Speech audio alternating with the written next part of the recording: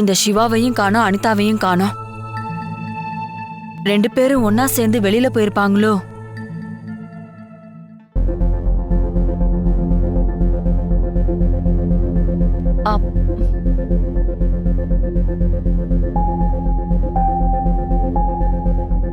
வா ருத்ரா, உட்காரு, நான் போய் டீ எடுத்துட்டு வரேன். அண்ணி இருங்க அண்ணி, எவ்வளவு பெரிய பிரச்சனை போயிட்டு இருக்கு. என்ன உட்காந்து டீ குடிக்க சொல்றீங்களா? அனிதா, எங்க போயிருந்த நீ? என்னாச்சு அனிதா, இப்படி வந்திருக்க? எல்லாம் அந்த சக்தியாலதான் மம்மி. நைட்டு முழுக்க நான் அவ்வளவுதான் தேடிட்டு இருந்தேன். நீ எதுக்கு சக்தியை தேடிட்டு இருந்த? சக்தி சிவாவுக்கு ஃபோன் பண்ணி வர சொல்லிருக்கான். சிவாவும் வீட்ல இல்ல. நான் சக்தி வீட்டுக்கு போனேன். கேட்டா அவ வேலைக்கு போயிருக்கான்னு சொல்றாங்க. ஆனா அவ ஒன்னும் வேலைக்கு போல. ஐயோ, ஏதோ சும்மா பேசிட்டு இருக்கான்னு தான் நினைச்சேன். ஆனா அவளை வெளியில வரைக்கும் கூட்டிட்டு போயிருக்கான். சக்தி சிவாவும் வெளியே போயிருக்காங்க மம்மி. அதுவும் நைட்டு முழுக்க 2 பேரும் ஒன்னாவே இருந்திருக்காங்க. என்னதான் நடந்திருக்குமோன்னு எனக்கு தெரியல. அனிதா, தேவையில்லாம சிவா மேல பழிய போடாதம்மா. கம்பெனி எவ்வளவு பெரிய பிரச்சனையில இருக்குன்னு அவனுக்கு நல்லாவே தெரியும். இந்த நேரத்துல அவன் அப்படியெல்லாம் பண்ணிருக்க மாட்டான். நான் சொன்னா மட்டும் ஏன் மம்மி நீங்க எதுவுமே நம்ப மாட்டேங்கிறீங்க? சரி, சிவா எங்க நீங்களே சொல்லுங்க பாப்போம். அண்ணி, சிவா எங்க? அவன் வீட்ல இல்லையா? சொல்லுங்க, சிவா எங்க? தெரியல ருத்ரா, நானும் அவனை காலையில இருந்து பார்க்கல. அவன் தான் அந்த சக்தி கூட போயிருக்கானே, எப்படி பாப்பீங்க?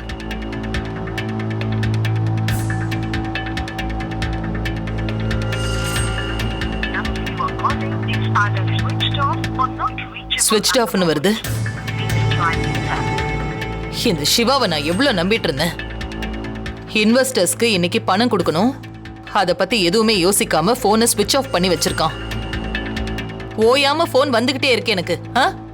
நான் என்னன்னு பதில் சொல்றது இன்வெஸ்டர்ஸ்க்கெல்லாம்?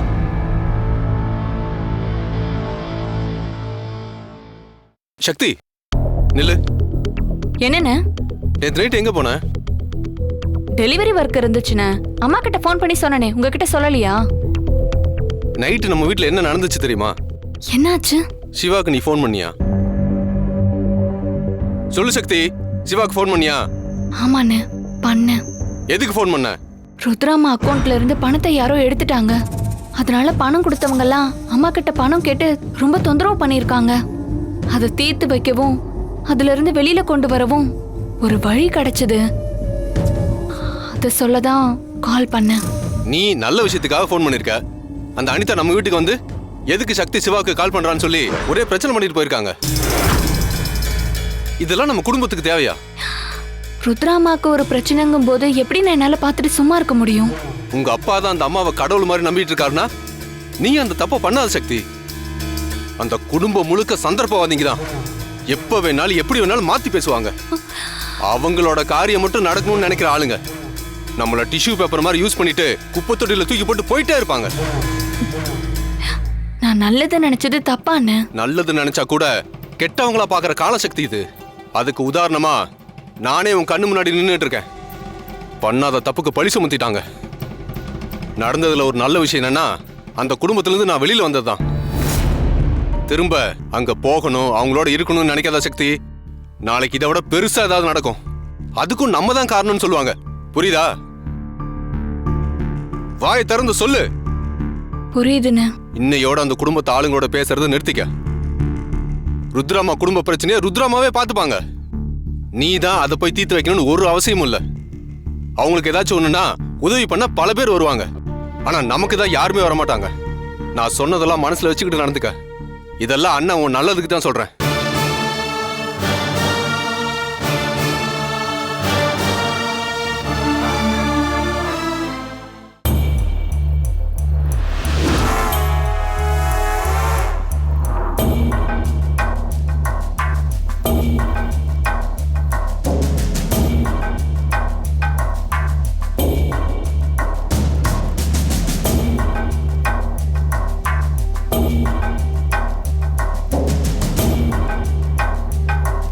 மம்மி, சிவா அங்கே நில்லு சிவா.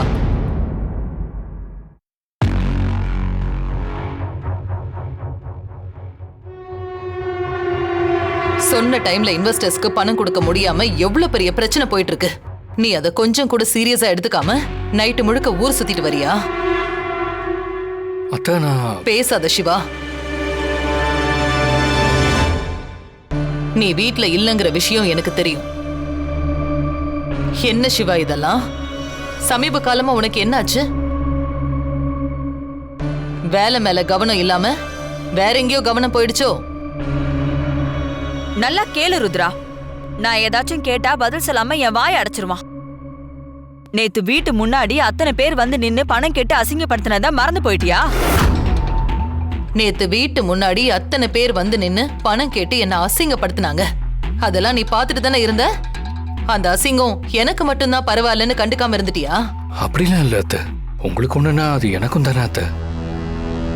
நான் என்னைக்கு உங்களை தனியா பிரிச்சு பார்த்ததே இல்ல அத்தை. அப்படின்னா நீ என்ன பண்ணிருக்கணும்? பிரச்சனையை முடிக்கிற வழியை தானே பாத்துருக்கணும்.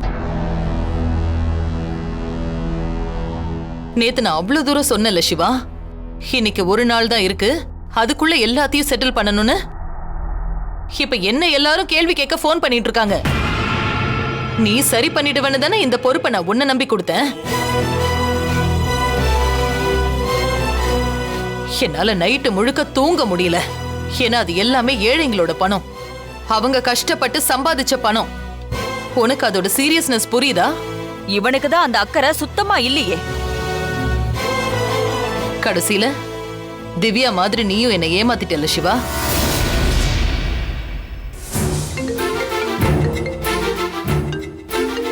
இன்வெஸ்டர்ஸ் தான் கால் பண்றாங்க. என்ன பதில் சொல்றது சொல்லு. ரிசீவ் பண்ணுங்க அத்தை. ரிசீவ் பண்ணிட்டு நீங்க ரிசீவ் பண்ணுங்க அத்தை. நான் சொல்றேன், நீங்க ரிசீவ் பண்ணுங்க. ரொம்ப நன்றி மேடம். எங்களுக்கு அப்பவே தெரியும் நீங்க சொன்ன வாக்க மீற மாட்டீங்கன்னு. அதே மாதிரி சொன்ன சொல்ல காப்பாத்திட்டீங்க. எங்க எல்லாருடைய அக்கௌண்ட்டுக்கும் பணம் வந்துருச்சு.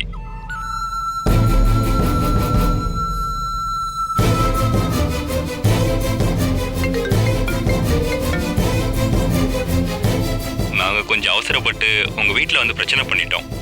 உண்மையிலேயே நீங்க ரொம்ப நல்லவங்க மேடம். எங்களுடைய பணத்தை எங்களுக்கே திருப்பி கொடுத்துட்டீங்க. நன்றி மேடம். நான் வச்சிடுறேன் மேடம். என்ன நடந்துச்சு சிவா? பணம் வந்துருச்சுன்னு சொல்றாங்க. எப்படி ப்ராப்ளம் சால்வ் ஆச்சு? அத்தை, எல்லாத்துக்கும் காரணம் அந்த பேங்க் மேனேஜர் பார்வதி தான். அவங்க தான் அக்கௌண்ட்டை ஹேக் பண்ணிருக்காங்க. நைட்டு தான் இந்த விஷயம் எனக்கு தெரிய வந்துச்சு.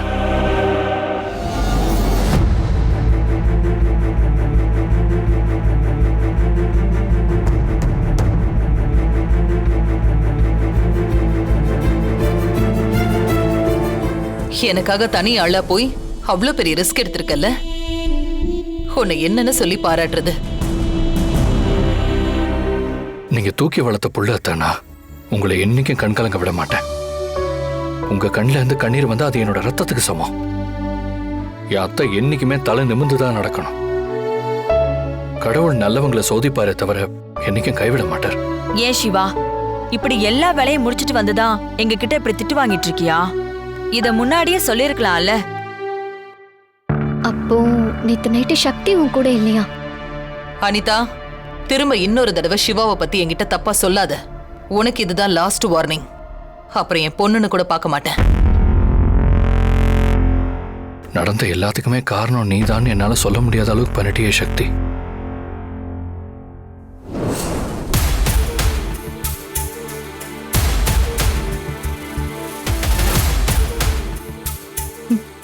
சக்தி, நான் எவ்வளவு சந்தோஷமா இருக்கேன் தெரியுமா?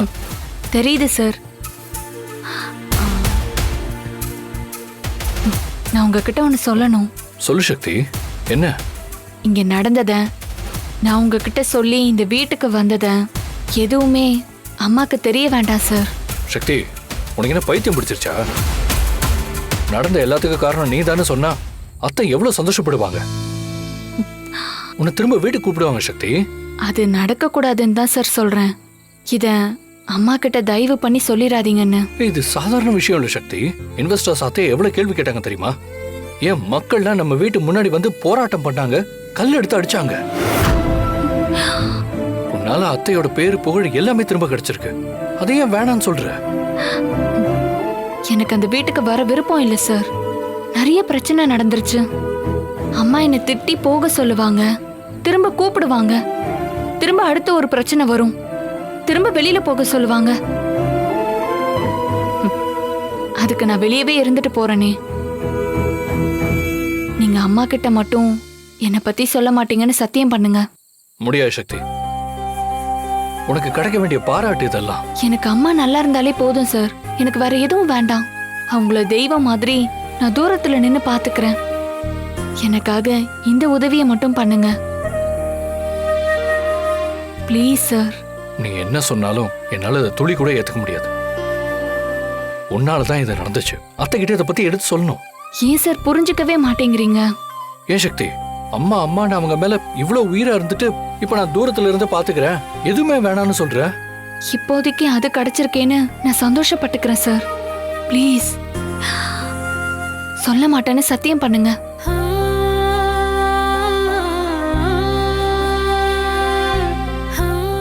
பண்ணுங்க சார். இன்னைக்கு வேணா சொல்லாம இருப்பேன், ஆனா கண்டிப்பா என்னைக்காவது ஒரு நாள் நான் அதை சொல்லியே தீர்வேன்.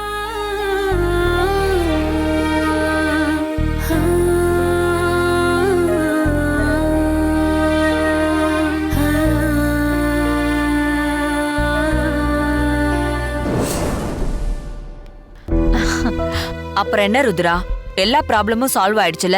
நீ சந்தோஷமா ஆபீஸ் போயிட்டு வா. நான் உனக்கு பிடிச்ச ஆவாரம் பூட்டி போட்டு கொண்டு வரேன். சரி? ஆமா அத்தை, நீங்க ஆபீஸ் கிளம்புங்க, நான் போய் ரெடி ஆயிட்டு வந்துடுறேன். சிவா, நீ உண்மையை சொல்லு சிவா. நீ சக்தியை பார்க்க தானே போன? இல்லையே. நீ போய் சொல்ற, எனக்கு நல்லா தெரியும். அவளும் வீட்ல இல்ல. அப்போ உன் கூட தானே அவ இருந்திருக்கணும். ஏய் ரிலாக்ஸ். எதுக்கு இப்ப இவ்வளவு சூடாகுற? நான் வேணா உனக்கு ஜூஸ் ஏதாவது ஆர்டர் பண்ணவா? அழகா மூக்கு மொழியுமா ஜம்மு அண்ட் காஷ்மீர் ஆப்பிள் மாதிரி ஒரு பொண்ணு வருவா. ஹே சிவா, நீ சக்தியை தானே சொல்ற? சக்தியை சொல்லியே. எல்லாமே அந்த சக்தியால தான் பிரச்சனை வருது. நீ இல்லனா ஒண்ணு பண்ணு, நீ அந்த சக்தி கூட பேசவே வேண்டாம். ஹலோ, என்ன பண்ணணும்னு எனக்கு தெரியும். நீ உன்னோட வேலை என்னவோ அதை மட்டும் பாரு. மத்தவங்க என்ன பண்றாங்கன்னு பார்க்காத. சிவா, ஹே.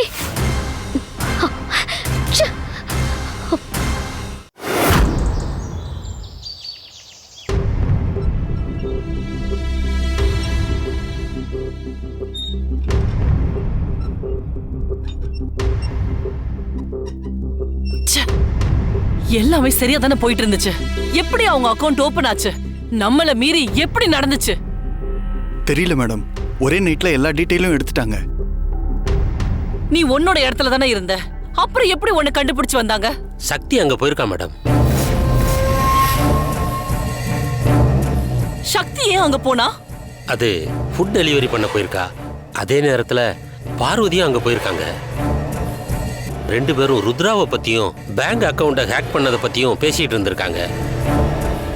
இது எல்லாத்தையும் அவ ஒட்டு கேட்டிருக்கா. இது எல்லாத்தையும் சிசிடிவி ஃபுட்டேஜில் நான் பார்த்தேன் மேடம். சக்தி தான் ஏதோ புத்திசாலித்தனமா யோசிச்சு இதை பண்ணிருக்கணும் மேடம். எவ்வளவு பெரிய ஆளு! அந்த ருத்ராவை எதிர்த்து நின்னுட்டு இருக்கோம். போயும் ஒரு வேலைக்காரகிட்ட தோத்துட்டு நிக்கிறீங்க. அவ நம்ம லிஸ்ட்லயே இல்ல மேடம். அதுவும் இல்லாம அவளுக்கு அவ்வளவு நாலேஜ் எல்லாம் கிடையாது. நாலேஜ் இல்லாம எப்படி பேங்க் அக்கவுண்ட் ஹேக் ஆனதை கண்டுபிடிச்சு அதை சரி பண்ணிருக்க முடியும்? இல்ல, இதுல வேற ஏதோ தப்பு நடந்திருக்கு. எனக்கு என்னமோ அந்த சக்தி சாதாரண வேலைக்காரி மாதிரி தெரியல. அவளையும் நம்ம கண்காணிக்கணும். பண்ணிடலாம் மேடம். நீங்க போங்க, நாங்க பாத்துக்கிறோம். வர மேடம். ஷாம், அந்த பார்வதி, அப்புறம் இப்ப போன அறிவு, ரெண்டு பேரோட கதையையும் முடிச்சிடுங்க. அவங்க உயிரோட இருந்தா நம்மள பத்தின நியூஸ் எப்ப வேணாலும் வெளியில வரதுக்கு வாய்ப்பு இருக்கு. சரிங்க மேடம். செத்து போயிடுவான்னு நினைச்சேன். எப்படியும் அந்த சக்தி ருத்ராவோட உயிரை காப்பாத்திட்டான். ஆனா அடுத்த தடவை யாராலையுமே அவளை காப்பாத்த முடியாது. அந்த மாதிரி ஏதாவது பெருசா பண்ணணும்.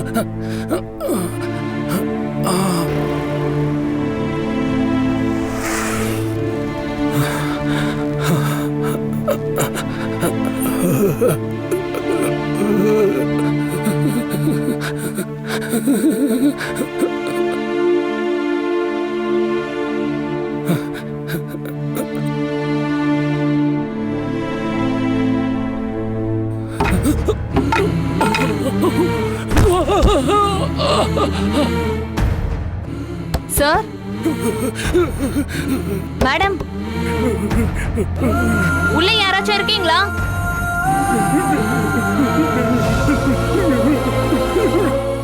சார்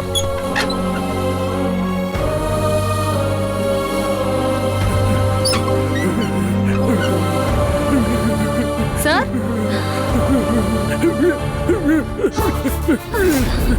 ஐயோ சார் ஐயோ சார் சார் சார் என்னாச்சு சார்?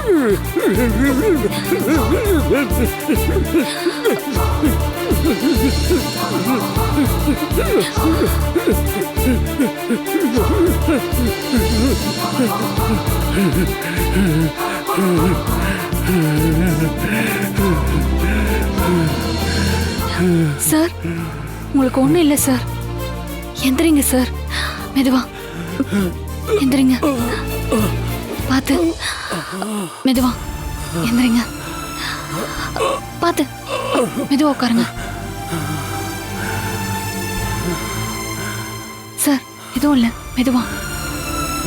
சார் மெதுவா பிரீத் பண்ணுங்க. ஐயா உங்களுக்கு ஒன்றும் இல்லைல்ல? என்னாச்சுங்க ஐயா? ஒன்றும் இல்லாமா, டைமுக்கு சாப்பிட்டு மாத்திரை போடணும், அது போடாதனால இந்த மாதிரி ஆயிடுச்சு.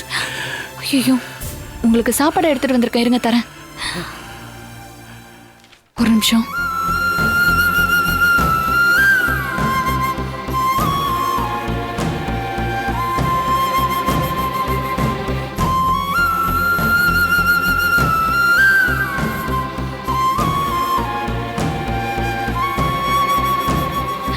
இந்தாங்க. என்னங்க ஐயா அப்படி பாக்குறீங்க? சாப்பிடுங்க. எங்க அப்பா இதே நிலைமையில இருந்தா நான் ஊட்டி விடுவேன்ல. நீங்களும் என் அப்பா ஸ்தானத்துல தான் இருக்கீங்க. எதுவும் நினைக்காம இதோ சாப்பிடுங்க. மாத்திரை போடணும்ல. ம்.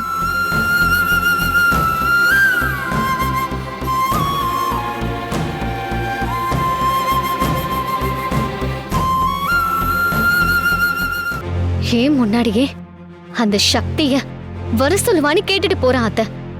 எல்லாம் ஒன்னால வந்தது மருமகளே. அமைதியா இருந்தவன நீ தூண்டி விட்டுட்ட. நான் மம்மி சக்தியை கோவப்பட்டு திட்டுவாங்க. இதுக்கப்புறம் சக்திக்கும் சிவாவுக்கும் இருக்கிற கனெக்ஷன் முடிஞ்சு போயிடும் நினைச்சேன். நீ போட்ட பிளான் எல்லாம் ஓகே தான், ஆனா அதெல்லாம் புஸ்வானமா போச்சே. இந்த தடவை இல்லைன்னா என்ன, அடுத்த எதுலயாச்சும் மாட்டாமலா போயிட போறா? அப்ப பாத்துக்கலாம். இல்ல அத்தை, நான் இதுக்கு மேலையும் இதை இப்படியே கொண்டு போக வேண்டாம்னு நினைக்கிறேன். அவெல்லாம் உனக்கு ஒரு ஆளா மருமகளே? இவ்ளோ நாள் அப்படி நினைச்சிட்டு இருந்ததுனாலதான் அத்தை அந்த சக்தி அவளோட காரியம் எல்லாத்தையும் ஒண்ணு ஒன்னா சாதிச்சுக்கிட்டா. மொத்தத்துக்கும் சேர்த்து வச்சு ஒரு பெரிய அடி கொடுக்கணும். அதுல இருந்து அந்த சக்தி மீளவே கூடாது. சொல்லு மருமகளே, உனக்கு என்ன பண்ணணும்னு தோணுதோ அதை பண்ணிரலாம். எனக்கும் சிவாவுக்கும் உடனடியா கல்யாண ஏற்பாடு பண்ணுங்க அத்தை.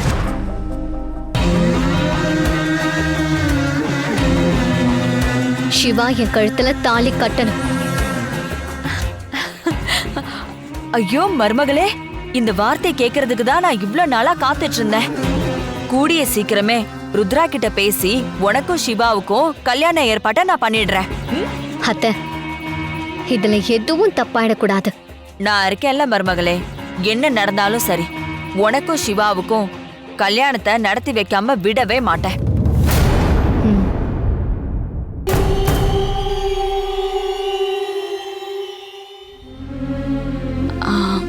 மாத்திரை எங்கயா இருக்கு? அந்த டிராவல் இருக்குமா?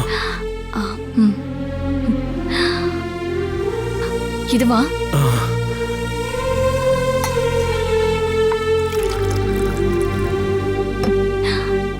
இந்தாங்க.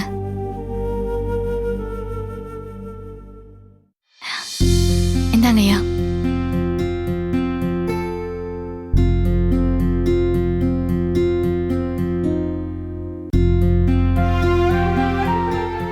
யாருன்னே தெரியல, தானா தேடி வந்து உதவி பண்றிய அம்மா.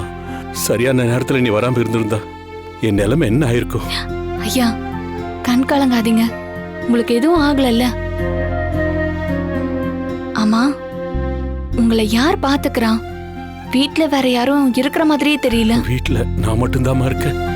சாயந்தரம் டாக்டரை போய் பார்க்கணும். எதுனாலும் நான் தாம்மா பார்த்துக்கணும். நல்ல வேளை சாப்பாடு மட்டும் எப்படி ஆர்டர் பண்ணணும்னு இங்க இருக்கிற கூர்க்கா சொல்லி கொடுத்தா. இல்லைன்னா நேரத்துக்கு சாப்பிடுறது சிரமமா தான் இருக்கும். ஏம்மா, கீழே விழுந்த போட்டோ மட்டும் எடுத்து வைக்கிறியா? தப்பா எடுத்துக்காதம்மா. என்னங்கய்யா நீங்க?